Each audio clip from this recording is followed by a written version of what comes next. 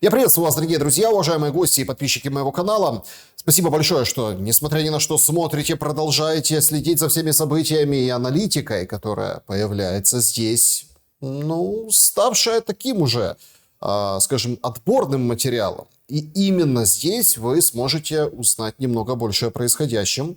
Андрей Тележенко на связи прямо сейчас. Андрей, приветствую вас. Здравствуйте, Александр. Здравствуйте, зрители. Приветствую вас на вашем подсанкционном канале. Там, где санкции, там неправда. Вот так вот надо говорить. Вы понимаете, что достаточно вот здесь так взглянуть и масштабировать взор, попытаться это сделать. Это очень сложно в последнее время. То немножко понимаешь логику. У нас там санкции ожидаются завтра против определенных деятелей. Опять не будем оглашать, потому что это, скажем, сливы могут подтвердиться, не подтвердиться. Зеленский в ЮАР, как он вернется, как там чего они проведут, что опять подпишут или уже на столе подписано. И все, видимо, к этому и шло, что вот этот период должна быть стерильность определенная, а те, кто не под колпаком, должны быть объявлены плохими людьми, и, в общем, их слышать и слушать нельзя. Но период опасный и напряженный, период дрязг с Трампом. В Лондоне состоялся провал. Зеленский говорит: давайте нам прекращение огня на 30 дней, безусловное, полное, безоговорочное, и мы тогда готовы садиться за любой стол переговоров в любом формате. Трамп выходит, говорит: Россия как бы готова, а с Зеленским проблемы. В общем, мы наблюдаем определенный план слива любых договоренностей. Даже тема с Крымом какая-то странная. Все возбудились, как это признавать Крым. Это речь идет о США. Украину никто не просит признавать Крым оккупированный. Об этом четко сказала Левит, представитель Белого дома. Есть официальное заявление. Как вы видите, в какую игру сейчас играет Зеленский? И вот к чему реально готовится? Я думаю, это был не только провал сейчас. Последние 3 года провал у нас идет по внешней политике. Эту войну можно было предотвратить. Были же тоже сборы в Германии перед этим всем СВО, и в январе, и в феврале, когда Ермак ездил, и в Париже, там были, и все остальное. Может, это было еще тогда предотвратить, и сейчас бы ничего не было. Но нет. Вот сейчас мы обсуждаем Лондон. Лондон — это не самое худшее. Лондон уже финальная стадия развала режима Зеленского. Он в агонии пытается с глобалистами, неоконсерваторами, европейцами подорвать любые маневры Трампа с Российской Федерацией. Если он это сделает, вот то, что он это сделал, уйдут США, это будет быстрее. Они уже и так тут, как говорится, США договорятся за себя. Мы же это обсуждали. Каждый идет сейчас договоримся за себя. Украина — момент торга. Просто если надо, Украина понимает, должна понять, Зеленский и все его свора, что и те, кто его поддерживает на Украине, это все, мы за Зеленского, это наш президент. Вы должны понять, значит, вы поддерживаете капитулированный режим, который проиграл. Те, кто проиграли, тех и делят. Такая реалия. Сегодняшняя, и всегда она была последние сотни лет.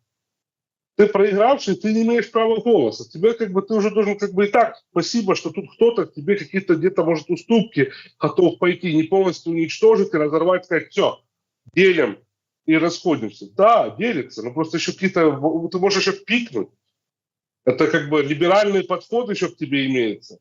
Ты должен благодарить за это, потому что есть какая-то возможность где-то какую-то маленькую позицию высказать. Но нет. Нахрапом Зеленский после Кокса, после Макрона, я не знаю, чем он там занимается, Стармера и все остальные, идут на амбразуру против США и России.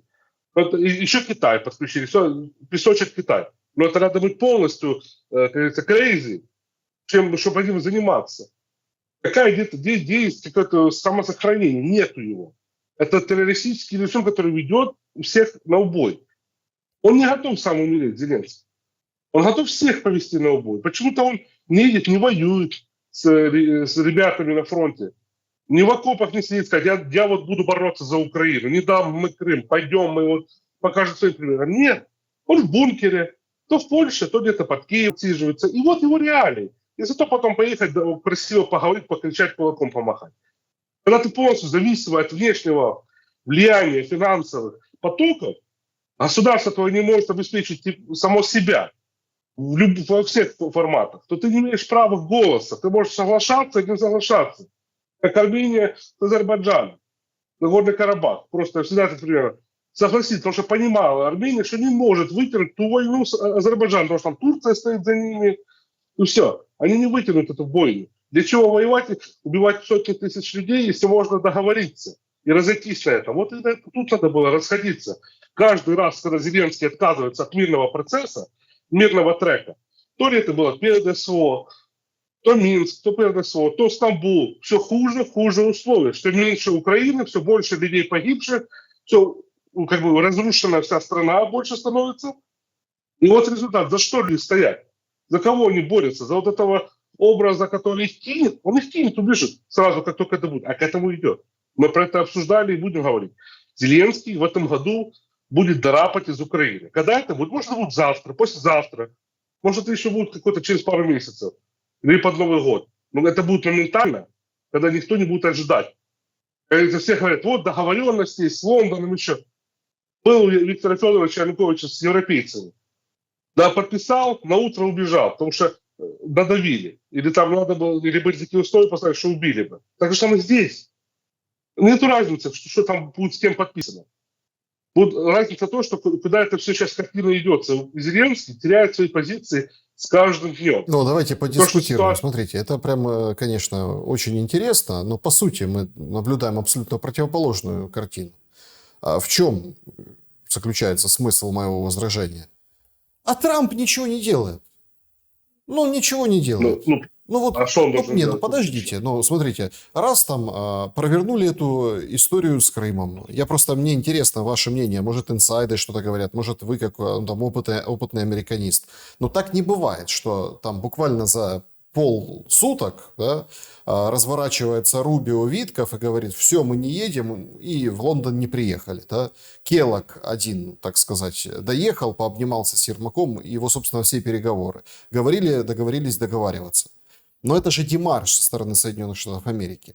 Так а реальных каких-то шагов в отношении там, Зеленского, влияния Зеленского публично, по крайней мере, мы не видим. Наоборот, мы смотрим, как Зеленский фактически над стариком Трампом издевается. Ну вот что, давайте нам вот это вот прекращение огня. Вот так мы хотим. Причем дальнейшие вот эти прилеты по Украине, которые жуткие, они же играют на руку Зеленскому. Вот все равно Трамп говорит, у Зеленского нет карт. Как нет? Есть, вот карты обстрелов, прилет по Киеву, 10 или 9 убитых, там около сотни жертв.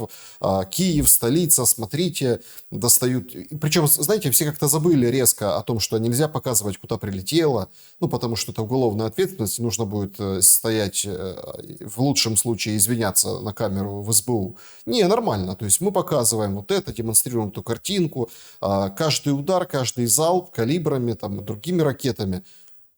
Но получается, что все как раз-таки идет в копилку Зеленскому для того, чтобы продолжать стоять. Против него никто не пикнет внутри, а снаружи Трамп хороводы водит. Не, ну, смотрите, есть же ситуация публичная, есть не публичная. Тоже многие вопросы, как они будут решаться и по поводу переворота на Украине. Вроде было все нормально, но в какой-то момент встали и вышли все на улицы, это начало поджучиваться и продвигать людей на убой дальше там на Майдане. Так же самое и здесь. В какой-то момент оно может вспыхнуть, я не говорю про Майдан или переворот, может просто это все резко поменяться. Сегодня то, что Зеленскому в копилку, оно может так же самое идти против него. Это копилка сыграть и противовес этих всех жертв, убийств, потому что это благодаря кому сегодня обстрел? Потому что вчера Зеленский вышел и сказал, мы Крым не признаем.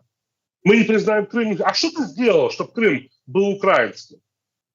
Даже когда ты был Зеленский в 95-м квартале, бегал, что ты сделал, чтобы Крым был украинским? Ничего.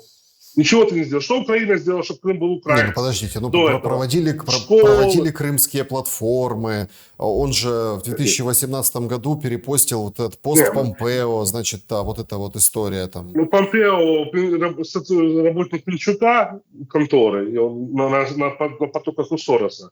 Так что про Помпео не будем. А то, что, смотрите, платформы, вот эти посиделки, застолья вот эти, можешь его назвать хоть крымский, хоть марсианский, что реально было сделано для того, чтобы в Крыму было хорошо, и Крым себя чувствовал украинским. Так же самое и Донбасс. Какие инвестиции были? Не выжимали оттуда все, как говорится, потоками оттуда вытягивали, а ничего не вкладывали. А что было сделано за последние 30 лет? Ничего. Люди вышли, проголосовали. Все, ситуация меняется, идут дальше история. Украина потеряла эту возможность. Сейчас не может отвоевать ничего. У Украины нет возможности воевать. Она может удерживать ситуацию. Это только благодаря тому, что Россия сильно не наступает. Ну, по линии фронта. То, что Келлог приехал. Ну, Келлог это такая тучка. Ну, он такой, я тучка. Тут приехал с европейцами, ублажил там тех же самых украинцев, ублажил. Но он реально человек, который просто для того, чтобы ублажить дипломатическую ситуацию. Решает Витков, решает Рубио, решает Трамп, решает Волц. Это те люди, через которых ведется все международные направления. Все остальные это чисто Келлог для того, чтобы ублажить ситуацию в европейско-украинском направлении. Чтобы было, с ними поговорили, их американцы выслушали, приехал генерал Келлог, уважаемый человек, он выслушал, доложил, все, у него нет права голоса в Белом доме, как такового. Вот его ситуация. Так что я про это еще раньше говорил, что если бы он было бы право голоса, он было бы, ну, он такой довольно русофобский парень, как бы, было бы нехорошо в этих переговорах. Вот почему его нету. Мы еще про это еще говорили до выборов. Так что ситуация такая. Сегодня у Зеленского публичный трек один, пока решается судьба Украины, пока ее договариваются за нее. За нее пока еще идут договоренности. Параллельно мирный трек, а параллельно Америка, США между Россией и Свободой. Как только они договорятся или не договорятся, мы почувствуем, какая будет результат. Как только Америка отсюда просто уйдет, Старлинком, связью, деньгами, поддержкой, вот это быстро все сыпется. Нет, подождите, вот здесь очень важный момент. Давайте тоже разберемся. А что значит уйдет? Трамп даже вот в последнем заявлении, он говорит, мы там потратили много денег, для нас важнее люди. Ну, понятно, риторический прием. Расшифруйте и распакуйте вот эту историю. Америка уходит. Потому что, я честно вам скажу, вот это все, это же тоже на руку Банковой.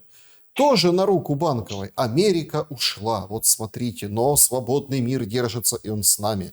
Там Европа, Британия, Франция. Вот. Понимаете, то есть эта песня может длиться вечно. И исход Америки, тут тоже надо его немножко, на него посмотреть под разными углами. Что он означает? Смотрите, Европа и то же самое НАТО без Америки ничто. Почти 839 миллиардов долларов бюджета НАТО – это американский бюджет. Плюс ядерный зонтик. Плюс ядерные сдерживающие зонтик, которые система фиксации запуска ядерных ракет сбоку там, России или Китая или других стран. У Европы ее нет. Все, это уходит, даже вот этот вопрос, даже от так званого западного мира уходит Америка, но даже не от Украины. Вопрос стоит, что будет дальше. Что на руку Зеленскому? Это он будет показывать, что ему это на руку. Потому что он аферист. Ему начхать, что будет дальше. Он в свое время обещал там Гордону, ролик крутился. Вот, мне главное люди, а не территории. Базарная баба Зеленский обещал. Где что я обещаю? Ты же мужик. Тебя что-то, ты какой-то... Есть же, как бы у тебя, ты же не залубых хотя бы, слава богу. Или кто его знает. Придерживайся слова своего.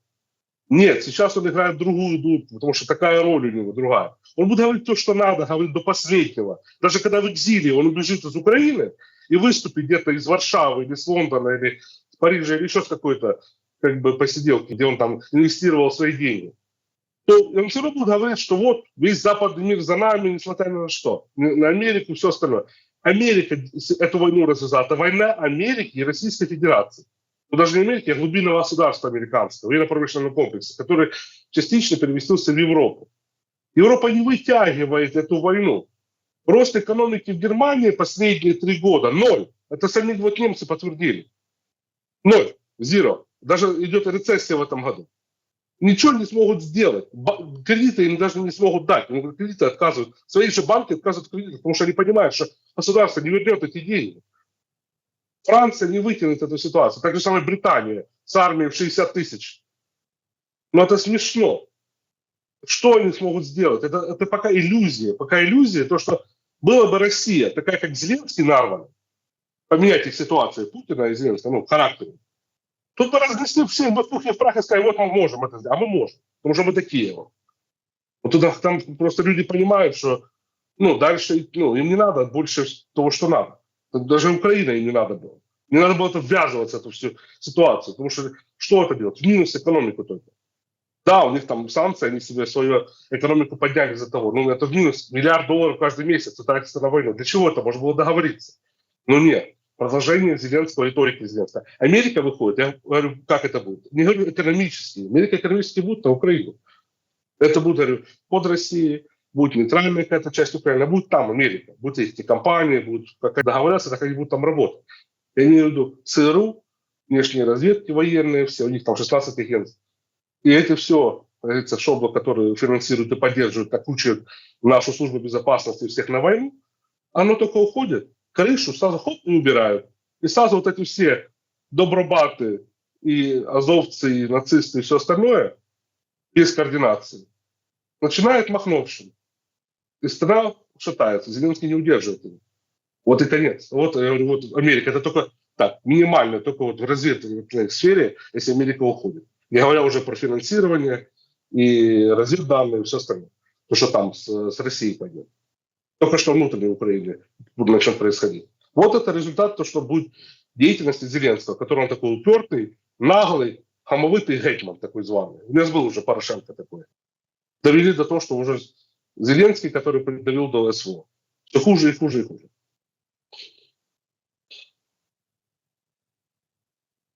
Не слышу. Зеленский в Южноафриканской республике. Причем визит такой своеобразный. В чем своеобразность?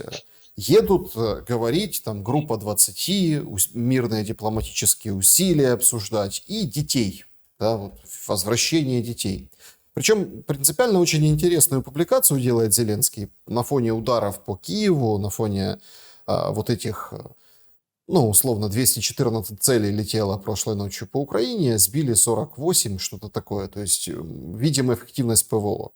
На этом говорит, делает акцент Зеленский, что 44 дня мы уже как предложили полное безоговорочное прекращение огня. Это США идея, а Россия вот продолжает убивать. Нужно, чтобы весь мир видел. Понятная, да, вот этот вот запрос «дайте ПВО». Такая стандартная история в том плане, что картинка... Дайте денег. Картинка ужасная, то есть людей достают из-под завалов, дайте ПВО. Понятно, что вот так строится эта политика, но суть вопроса в другом. Очень интересно прозвучали вот эти слова. Я вот хочу, чтобы вы помогли разобраться по поводу этого визита в ЮАР. Зачем и кому он нужен? Потому что он пишет, что там я отменяю часть запланированных встреч и программа визита. У меня там режется, рубится. И немедленно возвращаюсь в Украину. Вот с Рамафосой поговорим, там про детей и про мирные договоренности. И потом вот назад возвращаюсь. А было вообще, что там была за программа? А как вообще он там оказался с точки зрения периода достаточно провального с точки зрения дипломатии и каких-то договоренностей и новом таком заочном практически скандале с Америкой? Саша, большая двадцатка. Его все время куда-то то есть большую семерку сунул Зеленского, как такого шута для шоу, показать, что они там, Запад что-то делает, вот они такие бурлят. Так же самая большая, ты понимаешь, что страна ЮАР, она страна БРИКС. Да, у них нормальные отношения с режимом киевским сегодня, но то, что там про детей говорит, это отдельная тема, которую тоже хочу сказать. Не только детей с России они пытаются вернуть, которые, там довольно, их никто не под обстрелами не сидит. Никакие там проблемы. Возвращают, так возвращают. Но они возвращают хотя детей из Европы. По моим данным, Сибига, еще будучи замминистром, координировал информацию, то, чтобы давал указания непосредственно МИДу и всем остальным устное, не письменное, устное. Я не знаю, сейчас уже и письменное пошли, что возврат детей с Италии, с Европы, с всех европейских стран на Украину.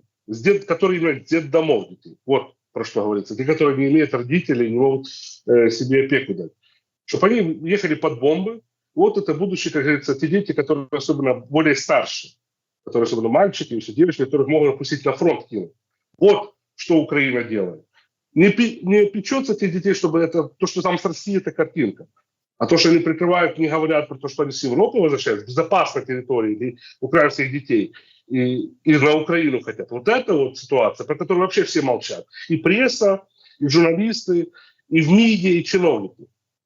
Но это просто ужас. И эти детей посылают такие, не западную даже Украину, а в Кривый Рог. Такие там, чтобы они там были. Полтаву. Прифронтовые эти зоны, их возвращают, потому что негде их расселить. Вот чем занимается Украина с детьми. И там то же самое в ЮАРе, эти ведутся переговоры. Не давят на Запад. Запад в шоке, говорит, куда мы будем это детей возвращать. Да, Западу выгодно, чтобы они тоже остались здесь и работали для них. Ну, просто ситуация такая двоякая. Просто, чтобы обратили на это внимание. Очень, очень тревожная. Потому что даже послы наши за границей тревожно это относится к этому указанию Сибири. Это непосредственно не только Сибирь, это Ермак. Это лично его проект. То, что Зеленский там, ему там никогда не было места. Ни в G7, ни в G20. Это не позиция Украины быть на таких местах, особенно в этой ситуации сейчас. Может, Украина 20 лет назад, когда начало 2000-х, она могла поприсутствовать как один из гостевых членов, там быть и там присутствовать, общаться. Это было специально сделано для шоу, для пиара. Они думали, вот сейчас переломят мирные переговоры в Лондоне, приедут Рубио, потом дальше вот ЮАР, покажут трек международный Зеленского. Это же для чего даже делается? Для внутренней картинки не только на Украине, для обывателя, которые его поддерживают, Зеленского, вот это, которые верят в его, о, Зеленский наш царь и бог. А для политического кругов тоже. Вот у Зеленского есть поддержка на Западе, он встречается, а сейчас все понимают, что уже на Западе поддержки нет. Ну, есть Франция, есть там Британия, не Германия, так, между. Пытается пока еще аккуратно, будем смотреть с приходом нового канцлера. Ну, Италия свою позицию показала, что они с ПВО свои отправят не Украину, не собираются дальше финансировать эту бойню, потому что у них самих уже ничего нету. А Италия сейчас один из таких будет кураторов или мостиков между США и Европой. У них хорошие отношения с Трампом наладились, и также через Джулиани. Он был пару месяцев назад в Италии, тоже встречался с Мелони, и они как бы наладили хорошие неформальные связи. Так что и очень даже этот союз сегодня Зеленского, Франции и Британии, который держится пока еще так на соплях, только риторика с Макроном, мы отправим войска на Украину или еще что-то, ну, оно, слава богу, нет реализации этого, потому что как будет реализация, это будет катастрофично. Это будет дальше уничтожение нашей страны и, как говорится, утягивание, провокация Третьей мировой войны. К чему сейчас Зеленский будет готовиться и делать? Он будет готовить вплоть до того, что, возможно, биологическую, биохимическую атаку на территории Украины, так званую картинку показать а-ля Буча-2, чтобы спровоцировать дальше, чтобы Америка отвернулась от переговорного процесса с Российской Федерацией. Вот к чему сейчас идет подготовка на Украине. Это, возможно, будет а-ля утечка после взрывов так званых каких-то виртуальных или невиртуальных возле АЭС, или Западной Украины, или Запорожской они попытаются, или тоже Польской. На что пойдет дальше, это как бы более масштабно будет это как бы развиваться ситуация с радиоактивными загрязнениями гражданского населения. Но это уже будет не постановочная, как это было, картинка раньше, а будет реальное показательное радиоактивное загрязнение на территории Украины. Это к чему сейчас идет Зеленский. Так, зачем? Подождите, хорошо, вот вы там... Сорвать переговорный процесс между США и Российской Федерацией. Это готовится, почему вот это есть саботаж спецслужб, чего Трамп надо выйти из Украины на спецслужбы, потому что те же самые ряд спецслужб под его подчинением совместно с британцами готовят такую провокацию. И это как бы уже знаю. Когда это будет, что будет, может, то, что в более публичности это не будет, дай бог. Но Украина готовит провокацию для саботажа мирного процесса, чтобы, не дай бог, не договорились. Потому что они понимают, что сейчас, и Зеленский понимает, как только договорятся США и Россия, его сольют. И сольют все, что он как бы вложил на Украину. И вот к чему это идет. Вот он понимает, что Украину дальше она не будет ни под Западом, ни те же самые британцы и французы. Чего же они так борются? Чтобы получить часть Украины, часть влияния. Потому что они понимают, если США договорятся, США дают Украину России. Чего же такая идет борьба? Чего же они так все сполыхнулись, когда Трамп начал? Потому что Трампу не надо Европа, фактически. Трампу не надо Украина. Newsweek даже писал расклад пару недель назад зоны влияния. Китай, Азию отбирает, Россия, Европу, США, там, Латинскую Америку и северную часть, как бы частично Азию. Все, вот это будет зоны влияния нового миростроения. Так, а как и провокация может, смотрите, как провокация и трагедия может повлиять на срыв переговоров? Наоборот. А скажут, что это Российская Федерация, скажут, что вот Россия это сделала, спровоцируют так, что это будет Российская Федерация, это будет, типа, якобы было сделано. Нет, подожди, смотрите, все, тут же все прекрасно же, ну, смотрите, даже при всех позициях и разных мнениях, кто-то, ну, отчаянно за глобалистов, там, за Зеленского, за Украину, кто-то больше там за американцев, за, ну, там, Белый дом, действующую администрацию, кто-то откровенно за Москву, кто-то не откровенно за Москву, ну, там, я имею в виду разные страны Европы. Но все же прекрасно понимают, что 4-й год войны, если не били ядеркой или не применяли какое-то биологическое, химическое или другое оружие, ну, сейчас как раз этого делать смысла для России нет. А вот смотрите, тут же не говорится, что будет ядеркой или токсическим ядерным. По ядерному объекту утечка радиоактивных материалов, зоны скопления населения большого. Вот про что идется в этом. Что якобы ракета, которая была запущена якобы с территории России, или «Шахед», или еще что-то, или российского производства, ударил по ядерному объекту, что, как говорится, спровоцировало выход радиоактивных материалов. Это такой замысел сегодня у военной разведки, администрации украинского так званого президента, который так борется за украинский народ. Что ж гайшумен, что не может он согласиться хотя бы на первые уступки по Крыму, который уже давно Украина потеряла, уже больше 12 лет уже он не под украинским, кажется, влиянием полностью. Люди там делали выбор. Не могут они, гордыня их не позволить. Не то, что гордыня, кураторы с ней. Вот и так же самое эта провокация идет. Европейцам выгодно сейчас. А может быть, Трамп хотя бы на это пойдет. Что вот это сорвет переговорный процесс, но не пойдет на этот Трамп. Потому что все понимают, что это будет провокация. И такие провокации не пройдут. Так же самое провокации, когда происходили, как украинские военные собираются в местах публичного сбора людей, в торговых центрах и все остальное. Для чего они это делают? Что специально было, если будет удар, провокация, вот удар был по гражданскому населению. Это к этому делается. Вот это ведется специально. Специально делается, чтобы людей вставить на убой, как и делали в Мариуполе, по отчетам ООН. В Мариуполе прямо объединенные списали. Украинские военные ставят под удар гражданское население специально, чтобы себя прикрывать. Вот такой, как говорится, отчет, который не самый нейтральный Объединенных Наций. Они более-менее нейтральные из всех организаций. Вот такой был отчет. И это показательно, это правда. И то, что сейчас это дальше продолжается, это факт. И к чему Украину сейчас привели, вот это факт. А то, что Зеленский якобы едет в ЮАР, а потом якобы срывают, потому что уже Лондон не получился. Нужен Лондон был поучиться у него. Что вот дожать американцев, вот что-то хотел встретиться, показать. Они же как делают, когда встречаются? Они на все соглашаются. Ермак, Зеленский, да, там сначала все. Есть проблема в дипломатическом диалоге с этим режимом. Они все, да, мы на все согласны, мы все сделаем, вот ты не правы, вы правы, а потом в какой-то момент начинают быковать. Потому что они думали, что как бы вот они тут знают ситуацию, согласившись на предложение той стороны. А потом начинают отказываться от тех предложений радикально, когда те их начинают прижимать к стенке, говорят, так давайте, вы же согласитесь, давайте уже делать, вы же сказали да. А потом ситуация выходит из-под контроля. И все нервничают, потому что это люди не профессионалы. Это люди, игроки своей роли просто, и все. Они не знают, как думать и понимать, и аналитически вести даже диалог и переговор.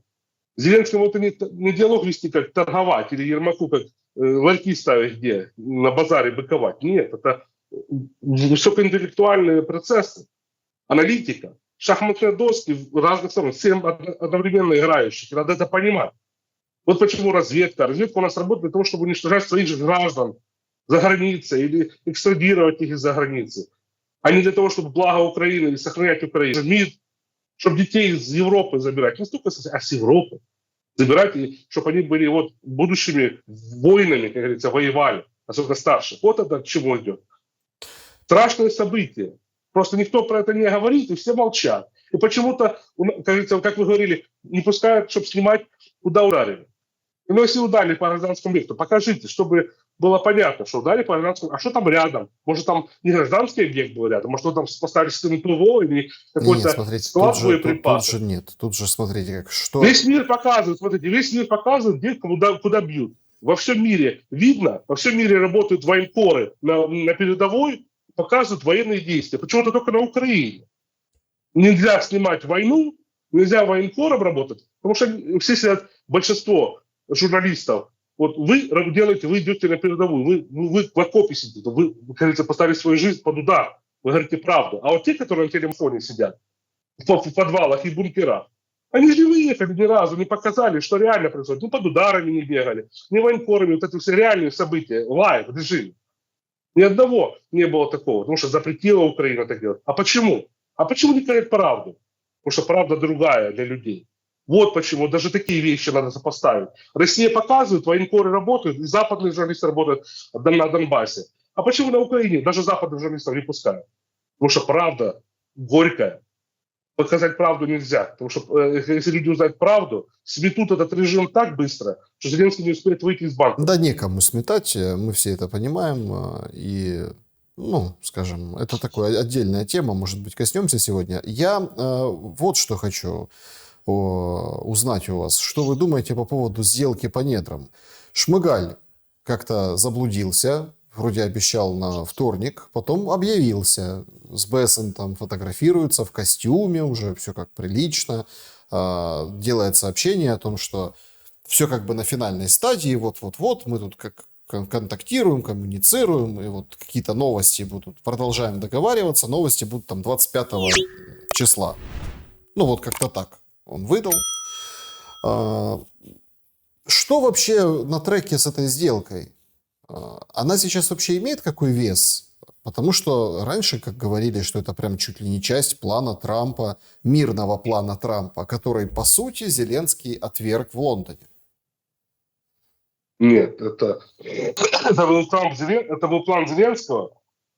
Как мы помним еще первоначальную фазу этого плана, так званую 500 миллиардов, тянуть Трампа в войну на Украине, чтобы он дальше продолжал башать бабки. Ну, по-другому это так они на банковой только понимают. Деньги выделять на бой украинцев. Но не прошло тут, потому что то же самое посольство саботировало, и они дезинформировали Белый дом, что есть реально такая цифра 500 миллиардов. Это, кажется, был план непосредственно Зеленского. Больше он его покажет, что это был план Трампа по Украине. Нет. План Трампа по Украине, он получит деньги в любом случае или совместными контрактами с Российской Федерацией на триллионы долларов, что будет намного больше, чем на Украине. Вот эти пару десятков миллиардов, даже со всем, что есть, осталось. Ну, то, что оно осталось в том состоянии. Ну, даже американцы не могут по ядерным объектам нашим по АЭС курировать, потому что они не знают, эта система другая. Westinghouse работала 10 лет на Украине, построила 5 миллиардов, 3 миллиарда, два проекта, один 5, другой 3, и оно никуда ни там на две атомные электростанции не сошлось. Система их вообще не подошла. Просто отмыли деньги. Так что все понимают реальность, что могут получить Штаты. Да, они могут тут инвестировать, они смогут тут работать на Украине после завершения этого всего специальной военной операции. И будет мир, когда... Но этот все договоренность, сейчас больше идет договоренность, как спасти Зеленского. Он этим контрактом, уже переметнувшись, понял, что Трамп понял его, пытается спасти себя, договориться про свой выход, и чтобы не было Рико кейс против него, чтобы не было против него провокаций, чтобы у него было, дали ему, как говорится, золотой парашют на выход. Даже не только просто себя спасти. И там Ермака, который рядом с ним, хотя британцы должны заниматься, это их люди. А, как говорится, спасти свои деньги. Американцы как бы на это Трамп не готовы идти. Идут этим контрактом, они туда-сюда договаривают. Это раз. Два, этот контракт политический, Трамп просто хочет получить свои деньги назад, которые Америка вложила, не свои, а американские деньги, которые были вложены налогоплательщиками, и показать, что он их вернул. Будет ли это через этот контракт с Украиной? или будет это частично с Российской Федерацией, что он будет удовлетворен Трамп, что они там договорятся совместно разработкой минералов и ресурсов на территории России, ДНР или уже на Украине. Разницы нет. Просто тут сейчас Зеленский пытается через хотя бы эту какую-то фишку продвинуть себе какой-то интерес, чтобы он спас себе жизнь. Вот почему она затягивается. Это уже как мулька получилась. Сначала Трамп хотел действительно это использовать. Думал, что Украина увидит кабальные условия Америки, побежит договариваться с Россией, что это будет win-win для Трампа. И так они как бы договорятся с Россией по добыче, и Украина договорится с Россией уже по мирному соглашению, уже тоже будет выигрыш. Не договорится, значит, тоже Трамп получит с этого ресурс, ту часть, которую Украина отдаст. Как бы и так он выигрыш был. Сейчас он затягивается тоже. Зеленский хочет себе уже преференции, себя спасти, не народ Украины. Не то, что он показывает, что он так борется, чтобы не отдавать недра. Он уже их давно продал. Мы помним, как продавали законопроектами землю на Украине иностранцам и все остальное. Продал давно уже Украину. Как там, извините, слуги народа, которые выступают. Це покладете на українські, то вони їх не клали туди. Что за бред? Вот это, знаете, это люди, были там пару недель назад выступали. Как это так? Что это за неуважение к народу? Таких вообще надо сразу брать, народных депутатов. Или на виселицу, или на фронт кидать. Почему? Что он сидит в Киеве? Вот к чему это ведется, эти все переговоры. Не для Украины, не для сохранения суверенности Украины. Было бы возможно Зеленского продать это быстрее и еще дороже себя, чтобы спасти. Он бы это сделал бы. И продал бы каждого украинца в рабство, сдал еще в этом процессе и уехал. И сказал бы, а я за Украину боролся. И большая часть бы поверила, потому что под пропаганду. Есть за что есть вероятность, что несмотря на вот эту ситуацию, которую мы имеем с Лондоном, с перемирием, с тяжелыми обстрелами, условно в начале мая договорятся о прекращении огня. Как вы видите ситуацию? Нет, не договорятся. До конца этого года будет договоренность про завершение. Будут первые шаги после встречи Трампа и Путина по завершению конфликта. Прекращение огня не работает. Мы видели это на пасхальном варианте, мы видели это на по инфраструктуре. Особенно, когда однобоко Украина била по объектам, а в то время Россия как раз вообще не запускала по объектам инфраструктуры Украины ракеты. Мы даже в новостях это писали. Оно не работает. Одна сторона делает, другая не делает. И оно как бы каждый подает свою историю в прессе. И оно просто, надо не полностью прекратить это все, завершить ситуацию. А завершить эту ситуацию с Зеленским при власти это невозможно. Так, погодите, вот тут тоже какая-то интересная история. Вот вы говорите, с Зеленским при власти невозможно это завершить. Так выходит Песков в интервью и говорит, что нет условий для окончания войны у Москвы, чтобы Зеленского сменить.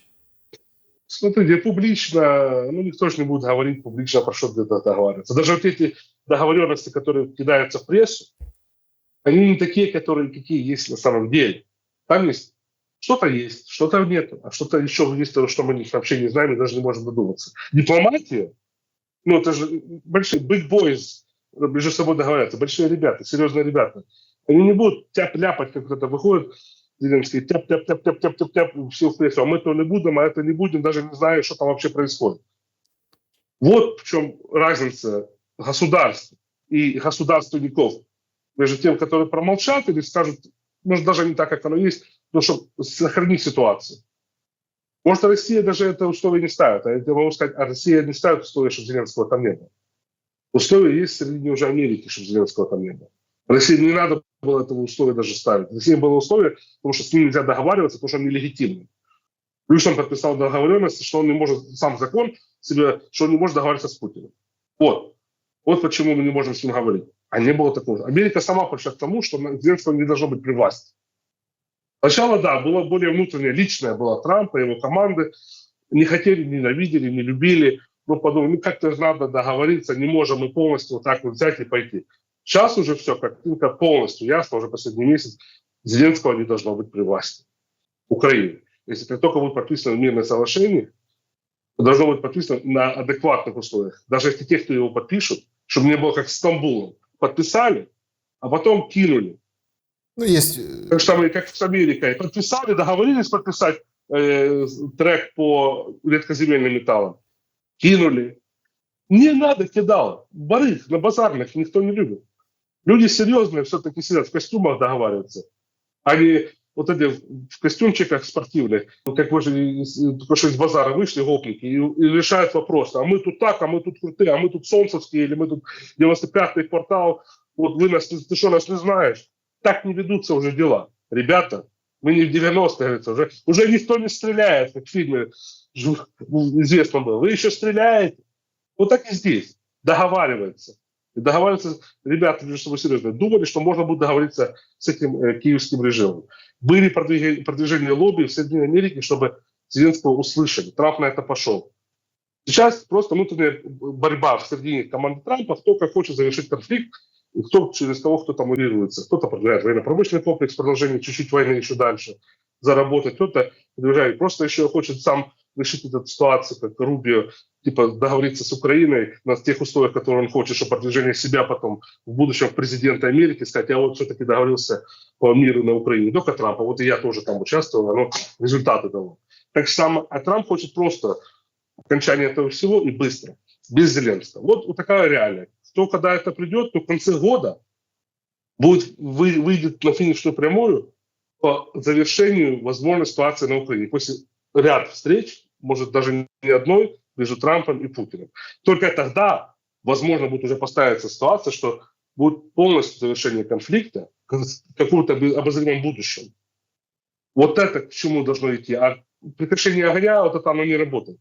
И не работает с разных причин, потому что Зеленский так же самое не контролирует ту ситуацию на фронте полностью, как он может это сделать. Даже если даст команду, его никто не будет слушать. Частично войска. Это показательно было в пасхальных периодах. Санкции против окружения Ермака. Что вы думаете по поводу разных сливов о том, что они как бы есть? Вот уже подписаны, просто не озвучены и не пущены в ход. Смотрите, для того, чтобы были санкции, должна быть, во-первых, причина для того, чтобы они были. Это раз. Два, там параллельно идет расследование, оно не так все быстро, может быть. Быстро оно будет, просто что санкции все равно полгода должны занять, чтобы это их зафиксировать по закону, чтобы это было, чтобы все процедуры прошли, там, и верификацию внутренней разведки, внешней разведки, оно идет целый путь. И ФБР, там каждая спецслужба по какому направлению, смотря санкции, отчитываются в этом процессе. Это целая бюрократическая машина. Да, можно за сутки сделать это политическое решение, но тут процесс, если будет по санкциям, по Ермаку или его окружению, или по кому-то другому, тут больше идет расследование уже ситуации по Рико Кейс. Исходя из этого расследования Рико Кейс, организованные преступные группировки, то исходя из этого, на них могут наложиться санкции, или уже наложатся санкции по команде Зеленского. Исходя из этого Рико Кейс. Наложат санкции, и потом могут огласить еще потом международный розыск. Вот в таком направлении это будет. Пока сейчас этот процесс запущен, он идет. Я не знаю, есть ли там подписано, нету подписано каких-то документов. Свечку никто не держал, может, кто лучше знает, чем я. Но я знаю, что процесс по Рико Кейс идет. Мы это тоже обсуждали еще 2 месяца назад с вами. Он уже начался. И из этого будут наложены и санкции, и заморозки, то, что счетов по санкциям, и объявление международного розыска может быть. Более серьезно, чем просто санкции наложить, человек себе будет там самомотыляться туда-сюда. Это тоже надо понять. Санкции довольно серьезное дело. На меня международные санкции наложены. Я не могу открыть счет ни в одном международном банке, который имеет дело с долларом. И хотя в Евросоюзе и других странах на меня нету санкций, я могу там передвигаться, но прийти в банк серьезно и попросить открыть счет, не откажут. На мне красный флажок. Так же самые счета, которые у них будут везде, у кого есть на Западе, то они закрываются моментально, замораживаются, потому что этот банк не имеет права с вами не делать. Потому что если этот банк будет иметь дело с подсанкционным лицом американцем, который Америка вела, даже если эти санкции не распространяются на Европу, на Латинскую Америку, этот банк пойдет сам под санкции, под расследование, многомиллионные потом штрафы. Перед ОФАКом и Международным валютным фондом, сейчас там целая проверка, каждые полгода их проверяют. Так что тут это не просто так, что вот санкции, все там потом бегают, кто хочет это делать. Были бы они адекватные люди, они поехали бы, смогли в Россию договориться поехать. Их в Россию никто не пустит, и в Китай то же самое. И Сочи, так Китай их никогда не примет. Так что их дело, как говорится, на Западе, даже если они договорятся с Америкой, вот пошел не договариваться, что такого не было. Чтобы никаких кейсов против них не было, чтобы были гарантии полной амнистии Зеленского и его окружения перед новой администрацией в Америке, Трампа. Все, чтобы они смогли выехать и жить себе спокойно. Если не в Америке, то хотя бы в Париже или еще в других странах, и себе вести свои дела, и финансы были доступны им. Они пытаются и сотрудничать сейчас. Сейчас часть команды перебегает, пытается сливать сама информацию. Если ты сотрудничаешь со спецслужбами, ты можешь тоже получить такое амнистию. Ты официально подписываешь документ, что ты стукач. ФБР, и таких наших много депутатов поподписывало. Артеменки там были такие. Официально работают, у них кличка «Динамо». Был такой депутат Артеменко в радикальной партии. Официально сотрудник стукачества в ФБР. И кличка у него «Динамо» позывной был в этой всей системе. А координатор был Джонатан Бум. Такие просто это примеры. Много таких украинских наших политиков так делают. Чтобы тебя сохранить, и потом они такие великие ходят на эфирах, или там перед экранами, или там в парламенте, а сами бегают и стучат на своих же коллег, товарищей и все остальное. Так что система работы, как это будет по Зеленскому, это, скорее всего, будет до того, что международный розыск, если они не договорятся с Трампом по этому, кажется, minerals deal, и там себя спасти. Я думаю, не договорятся. Думаете, не договорятся? Понятно. Нет. Андрей, вот в завершении я хотел бы все-таки резюмировать следующим образом. Но если так откровенно посмотреть на ситуацию, которая сейчас происходит с переговорами, ЮАР, срочный вылет назад в Украину, потом же Папа Римский там же, да, вроде как похороны, объявил, что едет Владимир Зеленский. И возможность пересечься с Трампом в Ватикане, в Риме. Что это вообще изменит? И украинцам же от вот этого всего ждать вообще ничего хорошего не приходится. Потому что косвенно вся вот эта неудача, я имею в виду дипломатическая, или вот, скажем так, вот такие сбои дипломатические, они лягут на плечи, головы непосредственно самих же украинцев. Что я имею в виду? Усиление мобилизации. Сейчас ходят видео, это, конечно, просто потрясающе. Там по 15 человек по дворам. Полиция и ТЦКшники группами целыми большими ходят, ищут, их снимают с окон полузавешенных, да, вот. Прям какой-то, не знаю, 37-й год. Ищут, крутят, вертят и отправляют. И вот этот вот накал, он будет точно нарастать вместе с политическими, опять-таки, преследованиями, конкретными делами, конкретными угрозами, запугиваниями. И вот эта вся политика, она обратится, все неудачи обратятся внутрь. Народу много еще, я имею в виду живых людей в Украине. Кого скрутить и загрести, отправить воевать. Очень много подставных каких-то военных, которые получают зарплаты, глубоко в тылу. Да, ими тоже можно пожертвовать. Те, которые купили себе место, что они вроде как, да, мы при ВСУ, но они там зарплату получает командир, но вот этими тоже можно распорядиться по-другому. И вообще сгребать для ратной войны, ратного такого броска. Причем любая трагедия играет на это. Я же помню, как возмущались эти патриоты, да, говорят, а что это такое? Удар по Кривому Рогу, а очереди у ТЦК нет. Вот сейчас тоже будет. А что это такое? Такой тяжелый обстрел Киева был, да? Что? Где очереди у ТЦК? А за что воевать? У людей вопрос просто. У людей вопрос, за кого воевать? За что? Чтобы потом тебе не выплачивали? Рассказывали мультики, что там 15 миллионов платят. Если бы платили 15 миллионов, то люди бы шли, потому что хотя бы родные получили деньги. Это раз. Два. то, что там Зеленский, начать с того, что говорили, поедет в Ватикан, да, это чисто за Трампа, даже не за Папу Римского. Только Трамп подтвердил, что он будет там, Зеленский тоже подтвердил, что он там будет. Попытка опять где-то подмазаться и переговорить, как это раньше получалось, протянуть, продавить встречу с президентом Америки, где-то хотя бы что-то сказать, по себе показать, еще раз извиниться, на колени якобы упасть, хотя когда уезжаешь от Трампа, сразу начинаешь бытовать. Вот эта позиция Зеленского. А да, она возвращается все на Украину. Все украинцам возвращается. Потому что, понимать, Россия делает свое дело, она идет вперед, она не отступает. России сенса нету останавливаться, замораживать какие-то конфликты, соглашаться на частичность территории. Уже, кажется, маховик запущенный, надо было не допускать до этого. И не доводить до этого. Еще в прошлом году будем просить, давайте, вот еще есть шанс договориться, когда в МИДе российском выступал, вернемся к Стамбульским соглашениям, исходя из того, что уже есть, будем договариваться. Был еще шанс, тогда нет, Зеленский подписался до но я не имею права, чтобы ни с кем говорить с Путиным. Оно все возвращается. Люди что терпят, когда их родных ловят по улицам? Уже ходят, я знаю, не только по дворам, а ходят по консьержкам. И у консьержек выпытывают информацию, где кто, какие мужчины, мужики живут по квартирам, чтобы знать, куда ломиться. Вот к чему это идет. Будут скоро по квартирам вылавливать. Скоро уже, потому что никого будут на улице ловить, по квартирам будут вылавливать. Потому что это все возвращается назад.